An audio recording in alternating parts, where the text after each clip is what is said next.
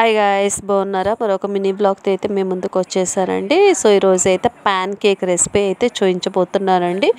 ముందుగా ఒక కప్పు గోధుమ పిండి అయితే తీసుకున్నాను. అందులో 4 టేబుల్ స్పూన్స్ అయితే షుగర్ యాడ్ చేశానండి. తర్వాత కొంచెం సాల్ట్ అయితే వేసి బాగా అయితే కలిపెట్టేసుకున్న తర్వాత ఇందులో కొంచెం కొంచెంగా వాటర్ పోసుకొని తిక్కుగా అయితే కలిపెట్టేసుకోవాలండి.